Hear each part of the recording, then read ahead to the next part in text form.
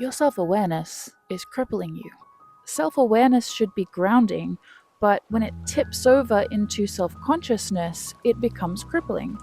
In this video, we'll go over how you can change your thinking habits so you can stop monitoring yourself and start living. Hi, it's me, your internet auntie. Before we get started, I want you to close your eyes and imagine for a second, at the back of your brain, there's a tiny door. And behind that tiny door is a tiny desk. And behind the tiny desk is a tiny scientist in a tiny white coat writing observations on a tiny clipboard. Now keep that visualization in mind because you're going to need that later in the video. Now we know we can't control anything outside ourselves, so we try to control ourselves, twisting ourselves into a pretzel to try and control the outcome of how this other person perceives us. But that's us backwards. This erodes sovereignty. So you're basically running around in this little hamster wheel, makes you anxious, which makes you want to control the outcome, and then when you can't control the outcome, you become more anxious. Fundamentally, self-consciousness is orientation outward primarily and then inward. So self-consciousness is the habit of monitoring yourself through imagined external eyes, as though someone's always watching you from behind, a supervisor, a parent. And it looks like, for example, you don't know how to hold your arms by your side. Every position feels awkward and weird and like the whole world is judging you. Or you buy a pint and you go and you're walking through the pub to take it back to your seat and you're worried that you're holding it wrong. There's no wrong way to hold a pint as long as it's not upside down. Let's not waste good alcohol. I'm not an alcoholic. I'm a conservationist. Self-consciousness looks like worrying about how you're being perceived. It looks like, for example, a friend is sharing something with you, and instead of really listening to what they're sharing with you, you're worried about whether they think you're ugly, what you're going to say next, what your response is going to be. Can you make it funnier? Can you make it smarter? You're not really connecting with them. You're monitoring yourself.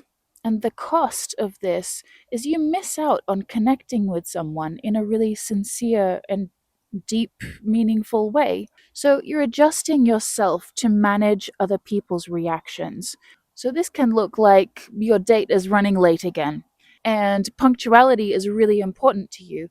But instead of communicating your need, communicating your preference, you just say, like, oh, it's okay, because you don't want to seem needy. You don't want to make them angry. You don't want to make them upset. And so you suppress your own preferences and your own needs in order to appease the other person. So, you remember the tiny scientist? This is where we invite them into the room. Ask yourself, why do I need this person's approval? Now, tiny scientist doesn't judge. Tiny scientist is just here to collect data, here to collect information, and then feed that information back to you in a neutral kind of way. Not to be judged, just to be understood. Why do you need this person's approval? Why is their validation more important than simply experiencing them? Allow yourself to experience how you feel around them, not what you think they think of you, how you feel. It's not, oh, I feel as though they think I'm stupid. No, how you feel. Do you feel more warm and steady and calm around them? Do you feel more anxious than usual when they're around? Take notes on the tiny clipboard and choose wisely who you spend your time with. So, to summarize the first part of this video, self-consciousness leaves you feeling disembodied. Attention leaves your own body and it's externalized. You experience fragmenting, where you split yourself into actor and observer. Fragmenting can also look like laughing off an inappropriate joke that you really didn't find funny, but you laugh at it anyway because you don't want to make a scene. You don't want to cause a fuss. You don't want to seem like you're too much. Self consciousness looks like anxiety, constant self correction, criticizing self correction. It's performative. You're editing your own behavior, even your own thoughts and feelings and values, in order to gain approval. When you're self conscious, you're no longer having a human experience. You've turned yourself into an object being monitored for performance. This keeps your nervous system in a constant low level threat state. Being you is a problem that needs to be controlled. Self consciousness increases anxiety because we're needing approval from an external source. Now, we know we can't control anything outside ourselves, so we try to control ourselves, twisting ourselves into a pretzel to try and control the outcome of how this other person perceives us. But that's us backwards. This erodes sovereignty. So you're basically running around in this little hamster wheel, makes you anxious, which makes you want to control the outcome. And then when you can't control the outcome, you become more anxious. But the problem is that you're putting the power into someone else's hands. It doesn't belong with them. When you stop externalizing that approval and bring it back to yourself, you jump off the hamster wheel. Before we get on to the next part, I'm going to plug my Patreon real quick. You can download my ebook for free. You don't have to join Patreon. You just go and have a check it out. No pressure. But we will have exclusive content up on Patreon this month. So if you're interested in that, go and have a look. Part 2. Self-awareness is the opposite of self-consciousness. It is orientation inward and then outward, or what I like to call healthy selfishness. Self-awareness is noticing your internal state. It looks like knowing your feelings. Your friend wants to stay out late, and you've had a great time, but you're tired. You don't force yourself to stay out until you look like you've been dragged through a hedge backwards. You tell your friend, I've had such an amazing time, I love you, I'm exhausted, and I'm going home. Knowing your internal state is knowing your values, knowing your boundaries. If you don't want to be physically intimate with someone that you haven't really known for that long, and let's say they invite you over to cook you dinner, you know what's probably going to happen after dinner and a few glasses of wine. And so you thank them for the offer. You say, thank you so much. That's so thoughtful of you. I'd love for us to do that one day. For now, I'd prefer if we go to the movies or go, oh, there's this nice museum that just opened up. Keep it in a public place. And if you get any kind of pushback, anything at all, you ghost, you block, you delete. That's a crazy person. That person does not care about you. They don't. They do not care about you. They want you. They want access to you. They want access to your body, to your emotional labor, whatever other benefits might come along with having you in their life. But they don't care about you because they don't care about your needs and they don't care about your boundaries. So if you get pushback, like, oh, what do you think I'm going to do? Oh, I'm no serial killer. I didn't say you were.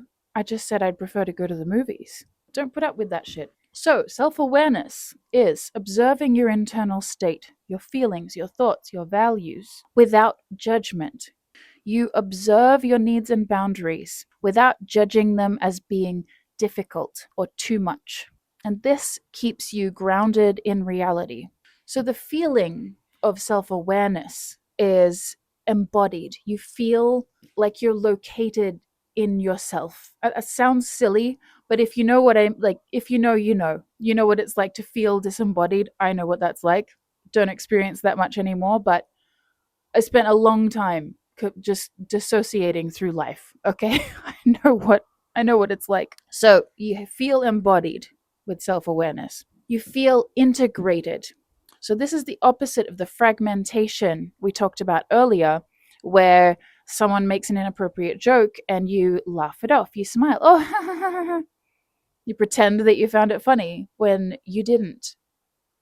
So integration, opposite of fragmentation.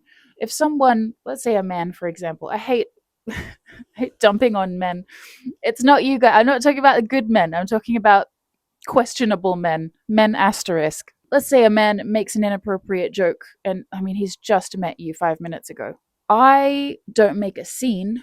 Okay, I'm not a big drama girly. I don't make a scene, but I will look him up and down like he's the most repulsive troglodyte I've ever had the misfortune of turning my nose up at.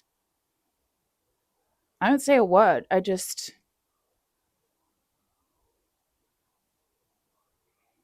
And I go and talk to someone else. I'm not open to being disrespected like that, but I'm also not reactive. I'm not going to explode. I'm not going to start yelling and screaming and making a big scene. You see? So you're respecting yourself while not creating any drama at the same time. So self awareness is calmly corrective. I mean, none of us are perfect. We all have things we could adjust, we all have things we can learn. It's not about never seeing anything within yourself that you need to change. It's not about thinking we're perfect.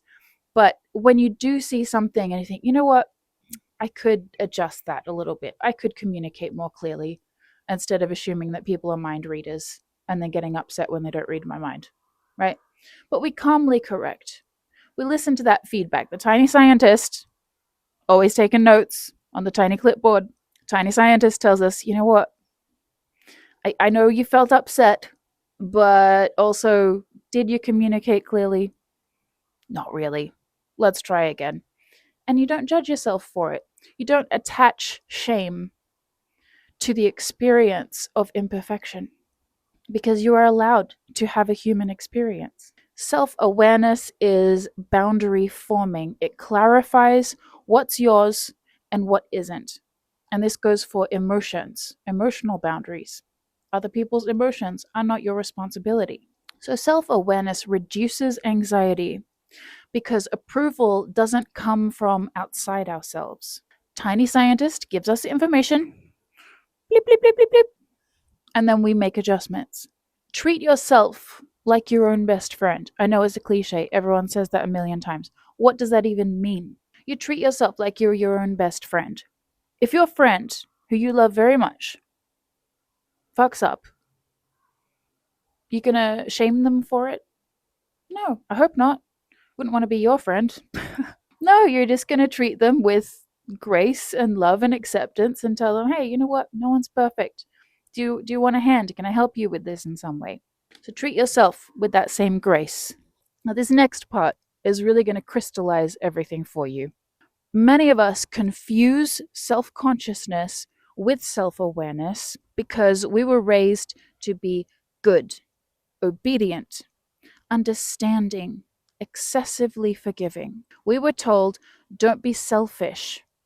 But what that really meant was monitor my emotions for me and suppress your own needs so that you don't upset me. This manipulative dynamic punishes self awareness as selfish and rewards self consciousness as forgiveness and understanding, as a way to bypass your needs in favor of their demands. Why would anyone do this? A self aware person is very difficult to control. A self conscious person is so obsessively busy with adjusting themselves that they can't see how they're really being treated. So if you're ever unsure, am I experiencing self awareness? Am I experiencing self consciousness? As your tiny scientist learns to distinguish between the two, you can ask yourself certain clarifying questions. Is the thought interior or exterior?